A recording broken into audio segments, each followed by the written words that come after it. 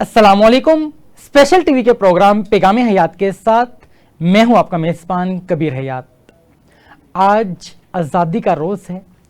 14 अगस्त वो दिन है जब पाकिस्तान इस दुनिया के नक्शे के ऊपर आज़ाद मुमलिकत होने के नाते से उभर कर सामने आया। और फिर हम देखते हैं कि रफ्ता रफ्ता हम आज़ादी की कीमत चुकाते रहे। हम इस आज़ादी को एक आज़ाद मुआशरे में सांस लेने के लिए हमारी जो असलाफ़ हैं बहुत कुर्बानियाँ दी उन्होंने, और उसके बाद भी हमने जंगें लड़ी अपनी डिफरेंट। हम देखते हैं कि हमारी अफवाज ने इन सरहदों की हिफाजत के हवाले से बहुत काम किया। ये तमाम तर चीज़ें चलती रहीं, लेकिन आज भी कहीं ना कहीं पे हमें ये लगता है कि हम आज़ाद तो हैं लेकिन आज़ादी के मकसद को समझने से कासिर हैं। और इस वजह से हमारे नौजवान भी तसब्सुब में नज़र आते हैं। और जिस अंदाज़ में एक आज़ाद मुमलिकत अपने तमाम तर डिसीजंस लेती है, अपनी रियाया को इंसाफ प्रोवाइड करती है, ये तमाम तर चीज़ें वो हैं जो बहुत मैंडेटरी हुआ करती हैं, लेकिन हमारे मुआशरे में कहीं ना कहीं पे हमें फुक़दान नज़र आता है। आज के इस प्रोग्राम में हम जानने की कोशिश करेंगे हकीकी आज़ादी क्या है और एक आज़ाद मुमलिकत किस अंदाज़ में परवान चढ़ता है। एक आज़ाद शहरी, उसके ऊपर कौन सी ऐसी रिस्पॉन्सिबिलिटीज़ हैं जो उसने लाजमी तौर पे अदा करनी है, अपने फ़राइज़ को किस अंदाज़ में समझना है। इन तमाम तर चीज़ों के हवाले से हम बात करेंगे। फर्दर हम बात करेंगे कि हमारी सरहदों की हिफाजत के हवाले से जो हम वक्त हमारी अफवाज पाकिस्तान कोशा नज़र आती है, उनको किस अंदाज़ में हम अप्रिशिएट कर सकते हैं। और ये बात मज़ीद हम करेंगे कि हम देखते हैं कि कहीं ना कहीं पे मैली आंख से हमें देखा जा रहा होता है हमारे मुखालफिन की जानिब से। जब इस तरह का मामला हो तो फिर जो अवाम है वो किस अंदाज़ में अपना जो जवाब है वो दे सकती है। इन तमाम तर चीज़ों के हवाले से हम बात करेंगे। और इस मुनफरिद टॉपिक पे गुफ्तगू करने के लिए दोनों ही सीनियर पर्सनस हमारे दरमियान मौजूद हैं, जो डिफरेंट प्लेटफॉर्म्स पे आपको हम देखते हैं बहुत मुदल्लल और जामे अंदाज में गुफ्तगू करते हैं। और यकीनन ये एक मौजू ऐसा है जिसके अंदर बुज़ुर्गों से सीखना चाहिए हमें कि हमारे जो बुज़ुर्ग हैं उन्होंने बहुत डीपली इन तमाम तर चीज़ों को ना सिर्फ देखा है बल्कि अपनी आंखों से देखा है कि जब जंगें हुई पाकिस्तान के अंदर, जब पाकिस्तान की सरहदों की हिफाजत करने के हवाले से हमारी जो अफवाज है वो कोशा नज़र आई, इन तमाम तर एक्टिविटीज़ को आपने देखा है। और आज का जो नौजवान है कहीं ना कहीं पे इन तमाम तर चीज़ों को जानना चाहता है और यकीनन बहुत मैंडेटरी है ताकि हम इन तमाम तर चीज़ों को जान सकें और अपने असलाफ़ की अक़दार को जान सकें और अपने असलाफ़ के नक्शे कदम पर चलते हुए इस मुमलिकत को मज़ीद खुशहाल बनाने में कोशा नज़र आ सकें। आइए बाकायदा तौर पे मेहमानों की तरफ बढ़ते हैं। मेरे बिल्कुल दाएं जानी मौजूद हैं, किसी तारुफ के मोहताज नहीं, डिफरेंट प्लेटफार्म्स पे आपको हम देखते हैं, बहुत ज़बरदस्त अंदाज में मौजू के हवाले से गुफ्तगू करते हैं। पीर अब्दुल नासिर, मैं इंतहाई मशकूर हूँ, आपने हमें कीमती वक्त दिया। आप सोशल एक्टिविस्ट हैं और ख़ास बात यह है कि आप असलाफ़ की अक़दार अवामुन्नास तक पहुँचाना चाहते हैं। नौजवानों को इस हवाले से आप गाइड करते नज़र आते हैं। डिफरेंट प्लेटफॉर्म्स के ऊपर आप पाकिस्तान की सरबुलंदी के हवाले से बात करते नज़र आते हैं और किस अंदाज पाकिस्तान हमसे डिमांड क्या करता है, इस हवाले से भी आप अपने ख्यालात का इजहार करते नज़र आते हैं।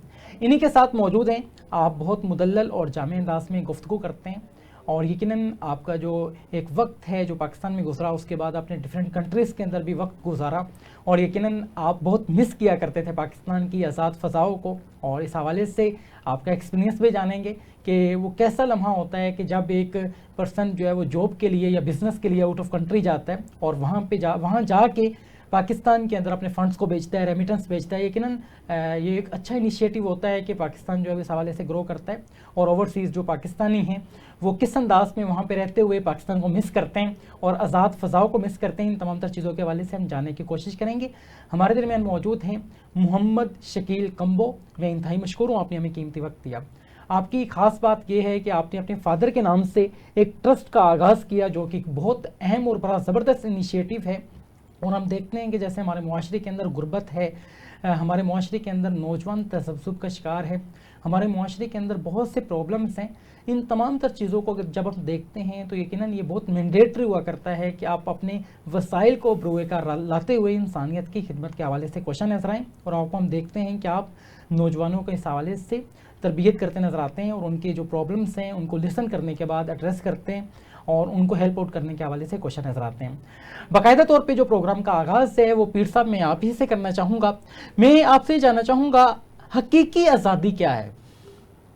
کبیر حیات صاحب، میں آپ کا اسپیشل ٹی وی کا بہت شکریہ ادا کرتا ہوں کہ آج آپ نے مجھے ایک اہم دن 14 اگست مارے گئے حق، جس کو نام دیا گیا ہے، کے حوالے سے پروگرام میں شمولیت کے لیے اور اظہار خیال کرنے کے لیے موقع دے دیا. حقیقی آزادی دیکھیں جی، پاکستان 14 اگست 1947 کو قائد اعظم اور اس کے ساتھ اس کے جتنے بھی ہمارے بزرگ تھے انہوں نے محنت کی اور انہوں نے اپنی قربانی دی اور اپنے خون کے نذرانے پیش کر کے اور ہمارے افواج پاکستان نے مطلب کہ دشمنوں کا منہ توڑ جواب دے کے ایک آزاد مملکت بنا دیا. ابھی مطلب کہ 78 سال ہو گئے پاکستان کے بننے میں، لیکن ابھی تک ہمارے نوجوان نسل کو ہمیں بالکل یہ پتہ نہیں ہے کہ پاکستان بنا کیسے اور ابھی ہم نے کیا کرنا ہے. ابھی ہمارے حقیقی آزادی اسی کو کہتے ہیں کہ بھئی ہم آزاد تو ہے، زبان سے تو ہم اذان ہے، آزاد قوم ہے، لیکن اندرونی طور پہ ہمارے محکموں میں، ہمارے عدالتوں میں انصاف کہیں نظر نہیں آ رہا ہے. مطلب کہ ہمیں اگر عدالتوں میں نظام ہے تو وہ صرف غریب کے لیے ہے، امیر کے لیے نہیں ہے. اور اگر ہم دفتروں میں جائیں، دفتروں میں جو ہمارے کام ہو رہے ہیں، کسی دفتر میں بھی چاہے وہ سوئی گیس کا محکمہ ہے، بجلی کا ہے، صحت کا ہے، تعلیم کا ہے، مطلب کہ سفارش کے اور رشوت کے بغیر کام نہیں ہو رہا. یہ مطلب کہ من حیث القوم ہم ایسے کہ ہم ہر کام کے لیے کوئی نہ کوئی وہ بناتے ہیں کہ یار ہمارا کوئی سفارش ہو، کوئی جاننے والا بندہ ہو، یا ہم پیسے دیں گے تو ہمارے کام ہوتے. تو یہ ہم آزادی تو نہیں ہوئی ہے نا، جس مقصد کے لیے ملک کو آزاد کیا گیا تھا قائد اعظم نے، اور ایک نعرہ لگایا تھا کام کام اور کام، ایمان، اتحاد اور تنظیم، یقین محکم. لیکن ہمارے لوگ اسی پہ عملی مظاہرہ نہیں کر رہے ہیں. بہت اہم بات کی آپ نے، اور یقیناً آپ نے ڈفرینٹ جو ادارے ہیں گورنمنٹ کے ان میں اصلاحات کے حوالے سے بات کی، اور یہ تمام تر چیزیں وہ ہیں جو یقیناً جو اقتدار میں اس وقت موجود ہیں ان تک پہنچنی چاہیے تاکہ اچھے انداز میں انیشیٹوز لیے جا سکیں اور عوام و ناس کو ریلیف پرووائڈ کیا جا سکے. میں انجینئر صاحب آپ سے جاننا چاہوں گا ایک حقیقی آزادی کی قیمت کو کس انداز میں پہچانا جا سکتا ہے؟ یار دیکھیں، سب سے پہلے تو میں یہ کہوں گا کہ آزادی کی لفظی معنی ہمیں سب کو آنا چاہیے کہ آزادی ہوتی کیا ہے. جی آزادی کا بنیادی مقصد ہے، کیونکہ ہم نے اپنا جب پاکستان آزاد ہوا تو دیکھیں اس کے پیچھے ایک فریڈم موومنٹ ہے بہت بڑا. بے شک ایسے ہی اس میں ہمیں اپنی بڑوں کی، بزرگوں کی جانوں تک نذرانہ پیش کیا، ٹھیک ہے نا، ان کا کتنا خون بہا، انہوں نے اپنی مال و دولت چھوڑ کے دوسرے ملک میں آئے جس کا نام پاکستان تھا، اور یہ ہماری خواہش تھی کہ ہم اس ملک میں اسلامی اقدار کے مطابق زندگی گزاریں گے. بالکل ایسے ہی. اور حق کی بنیاد پہ جو ہے نا وہ اپنی زندگی کو گزارنے کا فیصلہ کیا اور ہم یہاں پہ آئے، اور الحمدللہ ہم ایک آزاد ملک ہیں، اس میں کوئی شک و شبے کی گنجائش نہیں ہے. لیکن ہم نے دیکھنا یہ ہے کہ آیا کیا وہ جو مقاصد تھے پاکستان بننے کے وہ کتنے مکمل ہوئے ہیں، اور آیا ان میں کون کون سی کمزوریاں ہیں جو آج تک ہم اچیو نہیں کر سکے. تو ہمیں وہ تمام کمزوریوں پہ قابو پانا ہے. ان کمزوریوں پہ قابو پاتے ہوئے ہم نے ایک روڈ میپ بنانا ہے، اور یہ دیکھنا ہے کہ ہمارے ملک میں، جس طرح پیر صاحب نے بات کی کہ ہمارے ملک میں جوڈیشری آزاد ہے، ہمارے ملک میں ادارے آزاد ہیں، ہمارے ملک میں پولیٹیشنز آزاد ہیں، اور آیا وہ ملک کی سالمیت کے لیے اور ملک کی یکجہتی کے لیے اور ملک کو بہتر طریقے سے رن کرنے کے لیے اپنا رول ادا کر رہے ہیں، اور وہ کون کون سے ایسے باٹل لیگس ہیں جن کی وجہ سے ہم آج جو ہمارا امپریشن ہے پوری دنیا میں، آج جو ہم آئی ایم ایف سے قرضہ لے کے گزارا کر رہے ہیں. تو یہ ان سب چیزوں کو اسی ٹائم کے اوپر ہم in real time in real sense تبھی ہم بہتر ہو سکتے ہیں جب اپنی محاسبہ کریں گے اپنا. بہت اہم آپ نے بات کی. انجینئر صاحب، آپ کا بہت زیادہ وقت جو ہے وہ پاکستان سے باہر گزرا ہے، تو جاننا یہ چاہوں گا ایک اوورسیز پاکستانی آزادی کو کیسے مس کرتا ہے، پاکستان کو کیسے مس کرتا ہے؟ جی بالکل. دیکھیں، جب ہم کسی بھی ملک میں جاتے ہیں تو ڈیفینیٹلی ہم اپنے بچوں کو چھوڑ کے جاتے ہیں، اپنے ملک کو چھوڑ کے جاتے ہیں، اپنی زمین کو چھوڑ کے جاتے ہیں. تو اس کے بدلے میں ہم کیا لے رہے ہوتے ہیں؟ ٹھیک ہے، اب وہاں پہ جا کے کیونکہ ہر ملک کی اپنا ایک طریقہ کار ہے، ہر ملک کے اپنے آداب ہیں، ہر ملک کے اپنے قانون ہیں، تو اس میں پھر ڈیفینیٹلی ہمیں بہت ہی ہمت کا مظاہرہ کرنا پڑتا ہے، اور ہمیں یہ ایک سوچنا پڑتا ہے اپنے ایک پازیٹیوٹی کے ساتھ کہ ہم جو بھی کچھ کر رہے ہیں اپنے ملک کے لیے کر رہے ہیں, اپنے بچوں کے لیے کر رہے ہیں, اپنی فیملیز کے لیے کر رہے ہیں, تو ایک تو ہمیں اپنے آپ کو سہارا دینا پڑتا ہے اور پھر ہم وہاں پہ اسٹینڈ لیتے ہیں اور پھر ہم وہاں پہ محنت بھی کرتے ہیں اور ہمارے ذہن میں یہی خواب ہوتا ہے کہ یار ہمیں ایک اچھی زندگی گزارنے کے لیے یہاں پہ ہم نے اسٹے کیا اور بالآخر ہم کچھ عرصہ کام کر کے یہاں پہ 10 15 20 سال پھر واپس جائیں گے اپنے ملک میں. تو یہ بھی خدمت ہے بہت بڑی ملک کی. بالکل ایسا ہی ہے. اگر آپ ایک اچھی نیت کے ساتھ یہ انیشیٹوز لیتے ہیں تو یقیناً یہ پاکستان کی خدمت بھی ہے, اور آج کے دور میں جہاں پہ بہت زیادہ پرابلمس ہیں پاکستان میں, ان کو ریزولو کرنے کے حوالے سے آپ کوشاں نظر بھی آ سکتے ہیں.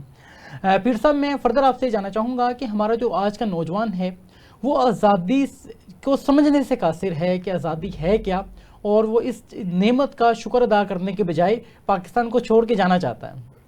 بالکل جی. آج کل اصل میں نوجوان جو ہے نا مادہ پرستی کا شکار ہو گئے ہیں کہ وہ کہہ رہے ہیں کہ ہم راتوں رات کیسے مطلب کہ اوپر چلے جائیں, اور آزادی کا تو ان کو بالکل تصور ہی نہیں ہے, نہ ان کو پتہ ہے کہ یہ آزادی کیسے آئی ہے, یہ ملک کیسے آزاد ہوا ہے, اور یہ قربانی جو لوگوں نے دیے ہیں. انہوں نے اپنے پورے گھر, ہمارا ایک پروفیسر صاحب ہے مردان میں, ہمایوں ہما صاحب, وہ بھی انڈیا سے آئے ہیں, تو وہ مجھے اکثر اپنا قصہ سناتے ہیں کہ میرے والد ادھر آٹو موبائل انجینئر تھے اور اس کو ادھر سروس اسٹیشن تھا.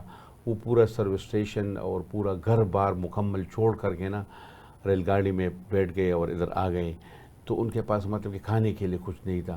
اس طرح مطلب ایک مثال میرا سامنے, بے شمار لوگ ایسے تھے کہ انہوں نے سارا اپنا کچھ چھوڑ کر کے نا ادھر شفٹ ہو گئے ہیں, اور پھر انہوں نے ابتدا سے ہی ادھر اثر نو زندگی شروع کی ہیں. تو بہت گرانے ایسے ہوتے ہیں اور بہت لوگ شہید بھی ہو گئے ہیں. تو بہت مطلب کہ ایک مشکل وقت گزارا ہے. لیکن ابھی نوجوان تو دیکھیں 14 اگست کا دن ہے, نوجوان سوتے رہتے ہیں پوری رات, مطلب کہ وہ روڈوں پہ, موٹر سائیکلوں پہ اور بائکوں پہ وہ سلنسر نکال کر کے گاڑیوں میں. تو مطلب یہ تو نہیں ہے نا. ہمیں تو چاہیے کہ ہم اسے دن پہ شکرانے کے نوافل ادا کریں, اپنا نماز پڑھیں, اور جو ہمیں آزادی ملی ہے ہم نے اس پہ سوچنا ہے کہ ہماری ذمہ داری کیا ہے. آزادی اور ہماری ذمہ داری, مطلب کہ آزاد تو ہو گئے لیکن ابھی ہماری ذمہ داری کیا ہے. تو نوجوانوں کو چاہیے کہ وہ اپنے تاریخ پڑھے اور اس آزادی کو حقیقی معنوں میں اس کے لیے کچھ کام کرے, اور عملی زندگی کا, یعنی کہ باہر ملکوں میں جائے. اپنے ہی ملک میں سب کچھ ہے, ادھر معدنیات ہے, ادھر پانی ہے, ایگریکلچر لینڈ ہے, ہر چیز ادھر ہے, لیکن مطلب کہ ہمیں چاہیے کہ ہم اپنے ملک میں ہی کام کرے, اور ادھر سکون بھی ہے. اور اپنے ملک میں, کیونکہ ہم باہر جاتے ہیں تو باہر ملک ہمارے گرین پاسپورٹ کی کیا اہمیت ہے, تو مطلب کہ کچھ ویلیو نہیں ہے. ہم نے اپنے ملک میں کرپشن, سفارش اور پر بھی ان چیزوں میں اتنا بدنام ہو گیا کہ دوسرے ملکوں میں ہمارے گرین پاسپورٹ ایسے پھینکتے ہیں. تو یہ مطلب کہ نوجوانوں کو چاہیے کہ اس کے لیے مطلب کہ عملی مظاہرہ کرے, کام کرے, اور ٹیکنیکل ایجوکیشن, انجینئرنگ کی طرف جائیں, اور کچھ مطلب کہ پریکٹیکل کام کریں. بہت اہم بات کی آپ نے. انجینئر صاحب, میں آپ سے جاننا چاہوں گا, ہم دیکھتے ہیں کہ ہمارے جو ایجوکیٹڈ جو لوگ ہیں, اسپیسیفکلی جو اسٹوڈنٹس ہیں, وہ آؤٹ آف کنٹری جانا چاہتے ہیں اور وہاں پہ جا کے اپنا کیریئر کا آغاز کرنا چاہتے ہیں. اور اس حوالے سے ہم نے دیکھا کہ بہت زیادہ اپلیکیشنز آتی ہیں. پاسپورٹ آفس میں جائیں تو آپ حیران ہو جاتے ہیں کتنے لوگ جو ہے وہ پاسپورٹ وہاں بنواتے نظر آتے ہیں اور ویزاز کے لیے اپلائی کرتے نظر آتے ہیں. تو آپ کیا سمجھتے ہیں, ایک انڈیویجول جس نے یہاں پہ ایجوکیشن اویل کی, اب وہ اس قابل ہے کہ سرو کر سکتا ہے پاکستان کے اندر رہتے ہوئے, کیوں نہیں کرتا؟ یہ دیکھیں, میں آپ نے نشاندہی بہت اچھی نشاندہی کی, لیکن ہمیں یہ دیکھنا ہوگا کہ کیا نوجوان ہمارے آج کل ڈپریشن کا شکار ہیں, تذبذب کا شکار ہیں. دیکھیں, ایک نوجوان جو سافٹ ویئر انجینئرنگ کر کے یہاں پہ آتا ہے, جو ڈاکٹر بن کے یہاں پہ نکلتا ہے, جو انجینئر بن کے یہاں پہ نکلتا ہے, ان کے پاس جابس نہیں ہیں. ٹھیک ہے نا, اگر ان کے پاس جابس نہیں ہیں تو وہ بیچارے کیا کریں گے, اپنے پیرنٹس کو, اپنی فیملیز کو کس طرح رن کریں گے؟ تو ان کے پاس, کیونکہ گورنمنٹ کی جو انٹینشن ہے وہ صرف میں سمجھتا ہوں اتنی پازیٹیو نہیں ہے. نہ تو امپلائمنٹ کریٹ کر رہے ہیں وہ, نہ تو ان کے لیے کوئی ایسی پالیسی ہے, اور نہ ہی ملک میں کوئی اس طرح کا کوئی روڈ میپ تیار ہو رہا ہے کہ تاکہ یہ جو ہمارے گریجویٹس یہاں سے فارغ ہو رہے ہیں ان کو جابس ملیں.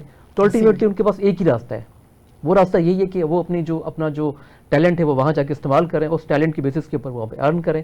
تو وہ جا رہے ہیں, تو میں سمجھتا ہوں کہ وہ یہ کہنا کہ ان کی غلطی ہے, میں سمجھتا ہوں میں پورے کا پورا قصوروار ٹھہراؤں گا گورنمنٹ کو بھی اور ان اداروں کو بھی, کیونکہ ایجوکیشن کو بہت کمرشلائز کر دیا گیا ہے. اگر پاکستان میں ڈاکٹرس کی ضرورت ہے 1000, تو یہاں پہ 8000 ڈاکٹر بن رہے ہیں. انجینئرس کی ضرورت ہے 2000, تو یہاں پہ 12000 انجینئرس بن رہے ہیں.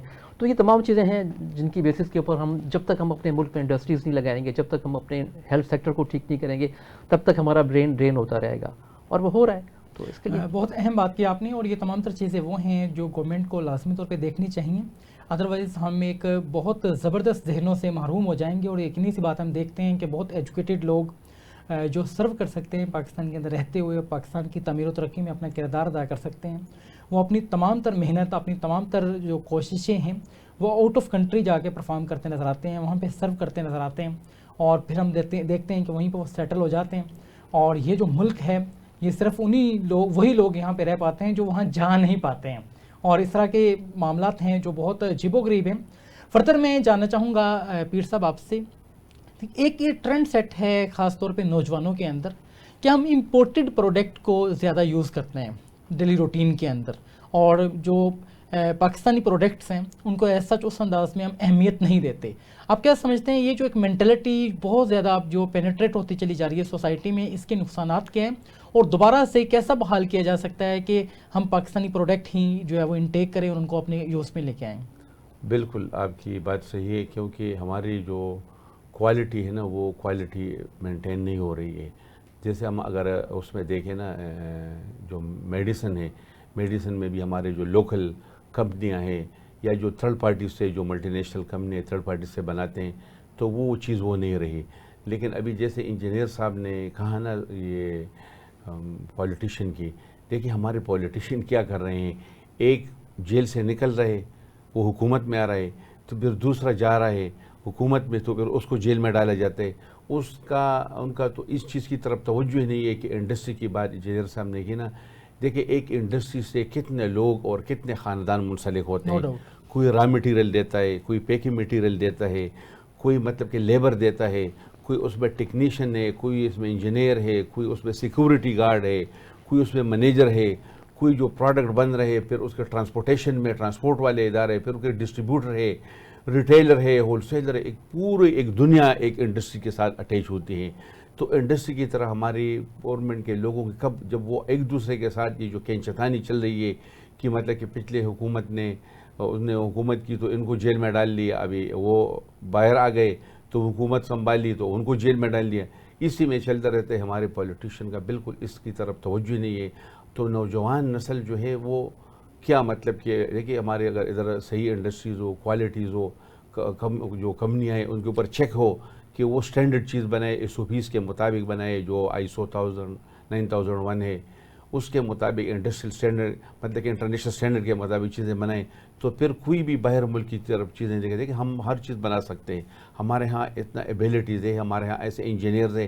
یہی انجینئر باہر ملکوں میں جاتے ہیں، یہی PhD لوگ باہر ملکوں میں جاتے ہیں، یہی ڈاکٹر جاتے ہیں. میرے خود کئی کلاس فیلو ہے کینیڈا میں، سعودی عرب میں، جرمنی میں، مختلف ملکوں میں وہ خدمات سر انجام دے رہے ہیں. اور وہ خود بھی یہ کہہ رہے ہیں کہ یار ہم ادھر جو اپنے انرجیز ہے اگر 20 سال سے، اور ہم ادھر جو کام کر رہے ہیں، اگر ہم ادھر یہ مواقع ملتے اپنے پاکستان میں، دیکھیں ہم نے دیکھا ریسرچ کر لیا کہ ریسرچ ورک ہو رہا ہے، اور ایک بندے 3 یونیورسٹی میں کام کر رہے ہیں.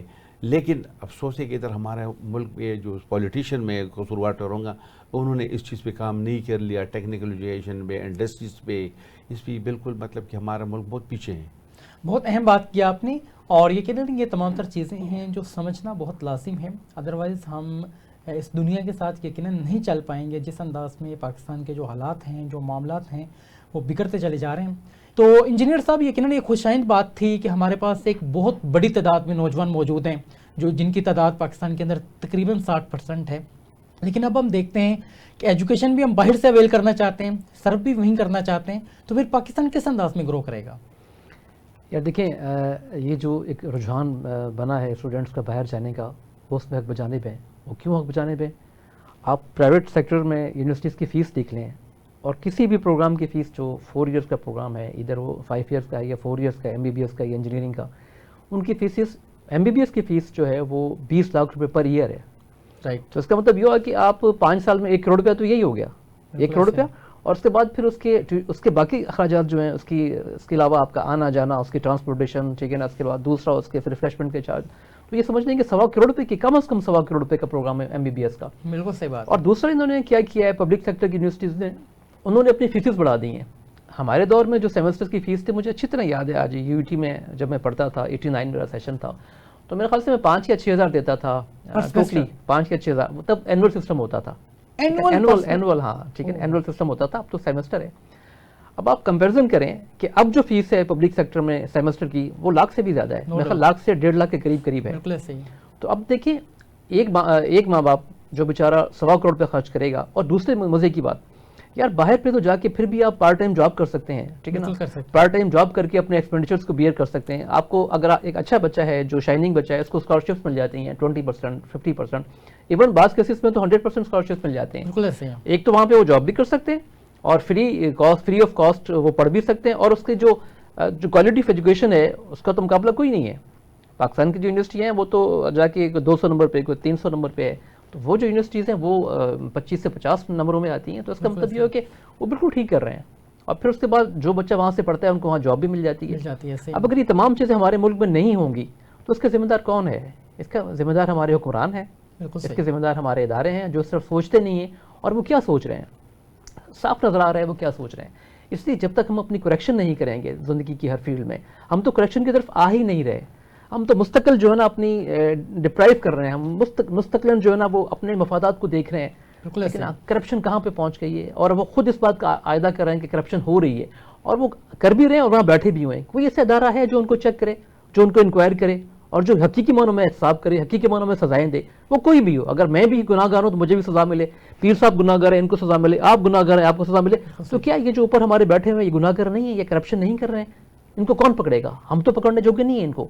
تو اللہ کرے کہ یہ کریکشن کریں اپنی اور ہمارا ملک صحیح ڈگر پہ چلے, یہ دعا کر سکتے ہیں ہم. تو آپ کیا سمجھتے ہیں کہ آج کا جو نوجوان ہے وہ کس انداز میں پاکستان کی تعمیر و ترقی میں اپنا کردار ادا کرے؟ پھر یار دیکھیں نوجوان تو اپنا کردار ادا کر رہے ہیں, اور یقین کریں میں سمجھتا ہوں یار ہمارے نوجوانوں میں جتنا جذبہ ہے, جتنی لگن کے ساتھ وہ پڑھ رہے ہیں, جتنے اچھے طریقے سے وہ پڑھ رہے ہیں, لیکن ان کے پاس اپنے اس ٹیلنٹ کو استعمال کرنے کے مواقع یہاں پہ نہیں ہیں. ہم ان کو ضائع کر رہے ہیں اپنے یوتھ کو. وہ بیچاری جو یوتھ ہے وہ بیچاری ڈپریشن میں آ رہی ہے, وہ بیچاری طرح طرح کی پرابلمس کا شکار ہو رہی ہے. اور میں سمجھتا ہوں کہ ان کو جب تک ہم پراپر ڈائریکشن پہ نہیں لے کے آئیں گے اور ہم اپنے ملک کا نظام درست نہیں کریں گے, تب تک ہم نوجوانوں کا فائدہ حاصل نہیں کر سکتے. اور کنٹینیوسلی اگر اب بھی ٹھیک نہ ہوئے تو پھر وہ وقت دور نہیں ہے جب ہم اور پرابلم مسائل کا شکار ہو جائیں گے. بہت حیران کن بات کی آپ نے. یقیناً یہ پرابلمس بڑھتے چلے جائیں گے. جیسے آپ نے بات کی کہ ہم تو سدھرنے کی طرف آنا بھی نہیں چاہتے ہیں. یہ ایک ایسا پوائنٹ ہے, یہ ایک ایسی چیز ہے جو حیران کن ہے کہ ہم نتائج بھی اپنے سامنے دیکھتے ہیں کہ آج سے 10 سال قبل اگر ہم دیکھیں کچھ حالات بہتر نظر آتے تھے, اور آج 10 سال گزرنے کے بعد تو ہم یقیناً مزید جو ہے وہ پستی کی طرف گامزن ہیں. یہ تمام تر چیزیں ہیں, ان تمام تر چیزوں کو سمجھنا بہت لازم ہے اور انیشیٹوز لینا بہت لازم ہے. پیر صاحب میں آپ سے اب جاننا چاہوں گا کہ ایک انڈیویجول آپ کیا سمجھتے ہیں, ایک جو سٹیزن ہے پاکستان کا, وہ کس انداز میں کردار ادا کرے کہ پاکستان کی تعمیر و ترقی کے اندر وہ کہیں نہ کہیں پہ کردار ادا کرتا نظر آئے؟ بالکل جی, جیسے انجینئر صاحب نے کہا نا کہ ہمیں سب سے پہلے جو کرپشن ہے وہ یہ نہیں کہ کوئی بہت بڑا آدمی کر رہا, ہر آدمی جو ہے نا اپنے حساب سے. دیکھیں اگر آپ کسی سبزی والے سے کسی فروٹ والے سے کوئی چیز لیتے ہیں نا, تو آپ جب گھر لے جائیں گے نا اس میں انہیں 2 ٹماٹر گندے رکھے ہوں گے, 2 سیب اس نے رکھا. مطلب کہ ہر بندے کو اپنا احتساب خود کرنا چاہیے. اگر ایک سیکیورٹی گارڈ ایک ہسپتال کے گیٹ پہ کھڑا ہے اور وہ اپنی ڈیوٹی ایمانداری سے نہیں کر رہا, یا اس کو کسی نے 50 روپے دے دیا اور وہ اس نے چھوڑ دیا, اور وہ بندہ اندر چلا گیا, اس نے کوئی بریف کیس میں کوئی دھماکہ کر لیا, کوئی بم رکھا ہے, تو مطلب کہ ہر بندے کو اپنا کردار ادا کرنا ہوگا اور اپنے ایمان کے مطابق اور اپنے اس کے مطابق اپنی زندگی گزارنی ہوگی. اور مطلب کہ دوسروں کو نہیں دیکھنا چاہیے, خود اپنے گریبان میں جاگنا چاہیے کہ میں کیا کر رہا ہوں, میں نے 24 گھنٹے گزار دیے, میں نے کیا کر لیا, اپنے لیے کیا کر لیا, ملک و قوم کے لیے کیا کر لیا, اور کل میں نے کیا کرنا ہے. جو ہر بندہ یہ سوچے گا کہ میں نے اس ملک کی قوم کی ترقی کے لیے مطلب کہ ذاتی مفادات سے بالاتر ہو کر اجتماعی مفادات پہ توجہ دینا ہوگا, تو تب مطلب کہ ہم اس مسائل کے سے نکلیں گے. ورنہ یہی ہر بندہ اجتماعی سوچ کے بجائے انفرادی سوچ رکھتا ہے, اور کوئی مطلب کہ ملک قوم کے لیے نہیں, اور مطلب کہ کہتا ہے کہ میں نے دوسرے کو دھوکہ دے کے دوسرے کو وہ کر کے فخری انداز میں کہ میں نے اس کو مار لیا, میں نے اس سے ہی کر لیا نا, یہ بہت غلط ہے. ہمیں چاہیے کہ ہم اسلامی تعلیمات کے مطابق قرآن و حدیث کے اپنی زندگی گزارے, اور مطلب کہ حدیث کے مطابق اپنی زندگی اور اس طرح کے اپنے 5 وقت نماز اور ساتھ جو ہے نا اجتماعی سوچ رکھے, تب ہم ایک اچھا معاشرہ بننے کے لیے آگے بڑھیں گے. بہت اہم بات کی آپ نے. انجینئر صاحب ہم دیکھتے ہیں کہ لسانی تعصبات اب ہمارے معاشرے میں بڑھتے چلے جا رہے ہیں. ایک پختون ہے تو وہ لڑائی کرتا ہے پنجابی کے ساتھ، اور ایک پنجابی ہے تو وہ سرائکی کو ایکسیپٹ نہیں کر پا رہا. اور ہم دیکھتے ہیں کہ ڈفرینٹ ایریاز کے اندر اس طرح کی جو انسیڈنٹس ہیں وہ رپورٹ ہوتے نظر آتے ہیں. ایک ایسے ملک میں ہم رہتے ہیں جس کا مقصد یہ تھا کہ اسلام کی تعلیمات یہاں پہ ہوں اور اسلام کے مطابق اپنی زندگی کو گزار سکیں. تو دوبارہ لسانیات کی طرف ہم آگے اور اس طرح کے معاملات کی طرف آگے. آپ کیا سمجھتے ہیں کہ دوبارہ سے کس انداز میں تعمیر نو کی جائے ان چیزوں کی تاکہ دوبارہ سے حالات بہتری کی جانب گامزن ہوں؟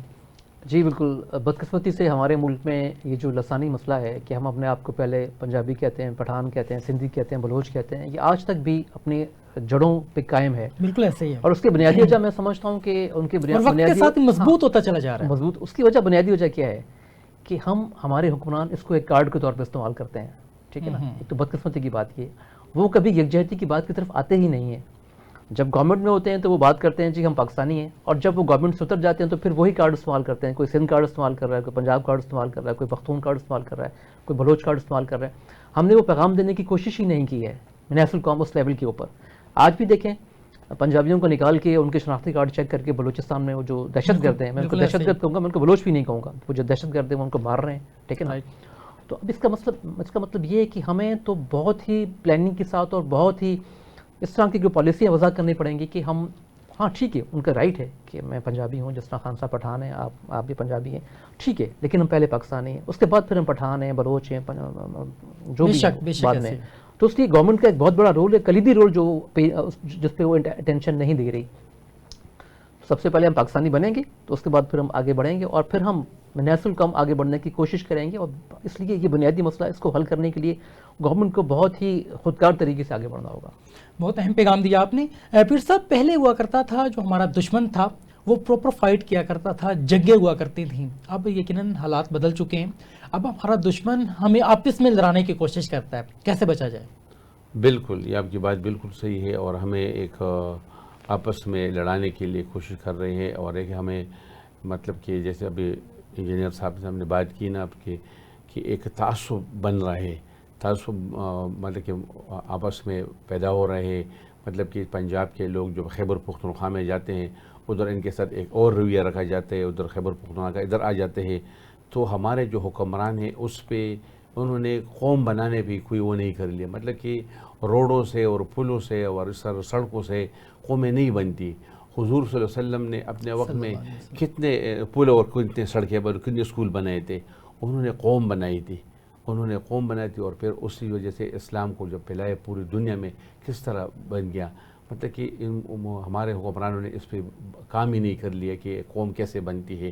تو مطلب کہ ہمارے لوگوں کو چاہیے کہ ہم اپنے آپ کو سمجھے اور اپنے ملک کے لیے، اور اپنے جیسے پاکستان بن گیا تو پاکستان کا مطلب کہ لا الہ الا اللہ محمد رسول اللہ، لیکن مطلب کہ اس پہ عملی طور پہ مظاہرہ نہیں ہوا. اور ابھی دیکھیں ہم دوسرے ملکوں کے لوگ ہمیں یہی استعمال کر رہے ہیں، ہمیں لڑا رہے ہیں ایک دوسرے میں. اس میں مطلب کہ دیکھیں اگر ادھر سے باجوڑ میں کچھ ہو رہا ہے اس میں بھی باہر ملکوں کا، غیر ملکوں کا ہاتھ ہے. ادھر اگر وزیرستان میں کچھ ہو رہا ہے، پنجاب میں ہو رہا ہے، بلوچستان میں ہو رہا ہے، تو بالکل دوسرے ملکوں کا اس میں ہاتھ ہے. اور ہم لوگ اس پہ سمجھتے نہیں ہیں. ہم آپس میں ابھی تک ایک پوائنٹ پہ نہیں آئے، ایک ایجنڈا پہ نہیں آئے کہ ہم ایک ملک کے، ایک ہی ہمارا بالکل ابرد ہے. اور یہ ایک ہوگا ایک دن کہ وہ افغانستان کے ساتھ خیبر پختونخوا اور بلوچستان شامل ہو جائے گا. ادھر سندھ دیش کے نعرے لگائے جاتے ہیں، پنجاب کا لگا اور ٹکڑے ہو جائیں گے. تو ہمیں چاہیے کہ ہم اپنے ملک کے لیے، اس کو بچانے کے لیے حقیقی معنوں میں کام کرے. اور ہمارے حکمرانوں کو چاہیے کہ اپنے وہ بنا رہے اپنے بچوں کے لیے، تو ان کو چاہیے کہ ملک و قوم کے بچوں کے لیے بھی کچھ حقیقی معنوں میں کام کرے. بہت اہم بات کی آپ نے. انجینئر صاحب، پچھلے 70 سال سے ہم دیکھتے ہیں کہ ہمارے جو حکمران ہیں وہ ریاست مدینہ کی بات کرتے ہیں. عملی طور پہ ریاست مدینہ ہمارا ملک کب بنے گا؟ یہ دیکھیں عملی طور پہ تو تبھی بن پائے گا جب ہم حقیقی مسلمان بنیں گے. رائٹ. میں سمجھتا ہوں کہ ہم ضرور مسلمان ہیں، اللہ کا بہت شکر ہے کہ مسلمان ہیں، لیکن کیا ہم اپنی زندگی اسلام کے اصولوں کے مطابق گزار رہے ہیں؟ کیا ہمارا جو قانون ہے ملک کا، وہ ہمارے جو کلام پاک ہے ہمارا، کیا اس کے فلسفی کے ساتھ وہ گورننس ہو رہی ہے؟ کیا ہم آج بھی ہمارے جو اپنے نہیں ہیں ان کے ڈکٹیشن پہ ملک چلا رہے ہیں کہ نہیں چلا رہے ہیں؟ ٹھیک ہے نا. تو جہاں پہ جب آپ بات آزادی کی کر رہے تھے تو ہم تو دیکھا جائے تو حقیقی سینس پہ آزاد بھی نہیں ہیں. تو اس لیے سب سے پہلے جیسے ہم نے پہلے بات کی کہ جب تک ہم اچھا انسان نہیں بنیں گے، اچھے مسلمان نہیں بنیں گے، اس کے بعد پھر ہم سوچیں گے بعد کی باتیں کہ ہم نے ملک کو ٹھیک چلانا ہے، ہم نے اپنی جوڈیشری میں جو ہے نا وہ اس طرح کی اصلاحات لانی ہے کہ گناہ گار کو اس کا جو ہے وہ اس کے خلاف اس کو سزا بھی ہو اور وہ پراپر طریقے سے جو ہے نا. اب یہاں پہ کیا ہو رہا ہے کہ ہمارے جوڈیشری میں وہ فیصلے نہیں ہو پا رہے جن کی ہمارے ملک کو ضرورت ہے. بالکل ٹھیک ہے نا. ہمارے اداروں میں وہ کام نہیں ہو پا رہے، عوامی مفادات کے لیے نہیں ہو پا رہے جس کی عوام کو ضرورت ہے. اب یہاں پہ ایک طبقہ ہے جو ہمیں جو رول کر رہا ہے ہمیں، کیا اس عوامی مفادات کے لیے عوام کی حقیقی نمائندگی ہمارے پارلیمان میں ہے؟ نہیں ہے. تو جب تک ہمارے حقیقی نمائندے اس پارلیمان میں نہیں بیٹھیں گے تب تک ہم قطعاً ٹھیک نہیں ہو پاتے ہیں. میں آپ کو لکھ کے دے رہا ہوں یہ بات، ٹھیک ہے نا. ان لوگوں کو تو یہ بھی پتہ نہیں ہے یار غریب کے مسائل کیا ہیں. بالکل ایسے آپ دیکھیں جن لوگوں نے ہوائی جہاز سے اپنا قدم نہیں اتارا، جن لوگوں نے پراڈو سے اپنا قدم نہیں اتارا، جن لوگوں نے بھاٹی میں جا کے یہ نہیں دیکھا کہ یار لوگوں کے پاس کھانے کے لیے نہیں ہے، لوگوں کے پاس پینے کے لیے نہیں ہے، لوگوں کے پاس کپڑے دھونے کے لیے صابن نہیں ہے، تو وہ پھر کس طرح سے ہم مدینہ ریاست کی بات کرتے ہیں؟ یار یہ تو میں سمجھتا ہوں مدینہ ریاست کی بات کر کے ہم اس چیز کو کیش کروا رہے ہیں. الٹا مطلب ہمارے جو بہت بڑے ایسے علماء ہیں جو میں سمجھتا ہوں کہ کہنے کو وہ مسلم کہتے ہیں کہ ہم بہت بڑے عالم ہیں، یار وہ بھی ٹھیک نہیں ہیں. تو اس لیے سب سے پہلے اپنا محاسبہ تو کر لیں. ہم اگر محاسبہ کر کے ہم اچھے انسان بنیں گے تو بات کی بات ہے جو آپ یہ مجھے بات کر رہے ہیں. تو جب تک ہم وہ اپنی کریکشن ہی نہیں کریں گے، ہمارے دل میں چور ہوگا، ہمارے منہ پہ کوئی اور بات ہوگی، ہمارے دل کے اندر کوئی اور بات ہوگی، تو کس طرح سے ہم اللہ کے قانون کی پذیرائی کر سکیں؟ نہیں. بہت اہم بات کی آپ نے کہ ہر انڈیویجول کو اپنا محاسبہ کرنا ہوگا اور ہر انڈیویجول کو دیکھنا ہوگا کہ کون سی خامیاں آپ کے اندر موجود ہیں. اس کے بعد یقیناً ہم کوئی انیشیٹو لے سکتے ہیں. اور اس قوم کو متحد ہونا بہت لازم ہے کہ قوم متحد ہو. اور جب آپ متحد ہوں گے، ایک مائنڈ سیٹ ہوگا، تو پھر یقیناً کسی اچھے انداز میں ہم کوئی انیشیٹو لے سکتے ہیں. یہاں پہ مسئلہ یہ ہے کہ ہم متحد ہی نہیں ہو پاتے ہیں. ایک ملک میں رہتے ہیں، ایک ہی ایجنڈا ہے اور سبھی لوگ اس ملک کو خوشحال بنانے کے حوالے سے کوشاں نظر بھی آتے ہیں اور اس ملک کو خوشحال دیکھنا بھی چاہتے ہیں. لیکن ایک نسب العین ہونے کے باوجود اختلافات بہت ہیں، پرابلمس بہت ہیں اور ہم اپنے آپ کو امپروو نہیں کرتے، جس کی وجہ سے ہم دیکھتے ہیں کہ آج 70 سال بعد بھی ہم وہیں موجود ہیں جہاں سے ہم نے آغاز کیا تھا. یقیناً یہ تمام تر چیزیں سمجھنا بہت لازم ہے. پروگرام کو دورانی اپنے اختتامی مراحل میں داخل ہو چکا ہے. پیر صاحب، آپ آزادی کے حوالے سے کوئی پیغام جو عوام الناس کو دینا چاہیں؟ میں تو آج مطلب کہ مارے گئے حق 78ویں جشن آزادی کے موقع پہ یہی پیغام دوں گا ہر پاکستانی کو کہ آج کم از کم ایک پودا لگائے، کیونکہ ہمارا جو ماحول ہے نا وہ بہت زیادہ خراب ہو چکا ہے. اور اس میں مطلب کہ ہم لوگوں نے، اللہ تعالیٰ نے ہمیں بڑا خوبصورت ملک دیا تھا، لیکن ہم نے غلط پلاننگ کی وجہ سے اور کوئی وہ نہیں ہے، سسٹم نہیں ہے، ہمارا کوئی نظام نہیں ہے، ہم نے اس کو آلودہ بنا دیا، بیماریاں شروع ہو گئی. تو ہمیں چاہیے کہ آج کے دن جیسے صبح میں نے خود ایک پودا لگایا ہے، صبح 9 بجے اپنے سوسائٹی میں ہم نے ایک پروگرام کیا تھا، ہم نے پودے لگائے. تو سب سے میں درخواست کروں کہ آج کے دن بجائے اس کے کہ ہم زیادہ کھانے کھائے، نیند کرے یا بائکوں سے وہ نکالے، نہیں، ہمیں چاہیے کہ کم از کم آج کے دن ہم یہ شجرکاری مہم میں حصہ لیں. اچھا خوبصورت موسم ہے، بارش ہو رہی ہے، تاکہ ہم ایک پودا لگائیں. یہ میں پیغام دیتا ہوں. بہت زبردست پیغام دیا آپ نے. اور اگر اس کو ہر انڈیویجول اپنا لیں تو پاکستان کے اندر یقیناً جو پودے ہیں ان کی تعداد میں بہت زبردست انداز میں اضافہ ہوگا. اور ہم یہ دیکھتے ہیں کہ یہ نیڈ ہے وقت کی، کیونکہ ہمارا جو معاشرہ ہے وہ آلودگی سے بھرپور ہے. فردر میں انجینئر صاحب آپ سے جاننا چاہوں گا، آپ کوئی پیغام جو آڈینس کے لیے دینا چاہیں؟ یہ اس جشن آزادی کے موقع پہ اگر ہم یہ فیصلہ کر لیں آج کہ آج کے بعد ہم نے جو بھی کچھ کیا ماضی میں، اس میں چاہے ہم شامل ہیں، ہماری عوام شامل ہے، ہمارا معاشرہ شامل ہے، ہمارا پولیٹیشین شامل ہے، ہمارے ادارے شامل ہیں، وہ تہیہ کر لیں کہ آج کے بعد ہم جو بھی کچھ کریں گے وہ ملک کی مفاد کے لیے کریں گے، اپنے مفادات کو پس پردہ ڈال دیں گے اور مل جل کے ملک کی اصلاح کے لیے کریں گے. تو میں سمجھتا ہوں ہمارا ملک ٹھیک ہو جائے گا. تو جب تک یہ فیصلہ ہم نہیں کر پائیں گے تو میری یہ ریکویسٹ ہے اس پروگرام کے تھرو بھی تمام لوگوں کو جن کا میں نے ذکر کیا ہے کہ خدا را ایک ہو جائیں اور اپنی غلطیوں کو بھول کے اصلاح کی طرف آ جائیں. بہت اہم پیغام دیا آپ نے کہ آج ہی اگر ہم اصلاح کریں اور آج ہی سے ہم ان چیزوں کا آغاز کریں تو ایک اچھی زندگی کو ہم جنم دے سکتے ہیں. اسی انداز کے پروگرامز لے کر آپ کی خدمت میں حاضر ہوتے رہیں گے. اپنے میزبان کبیر حیات کو اجازت دیجیے اور اگلے پروگرام میں نئے مہمانوں کے ساتھ آپ کی خدمت میں حاضر ہوں گے. جب تک کے لیے خدا حافظ.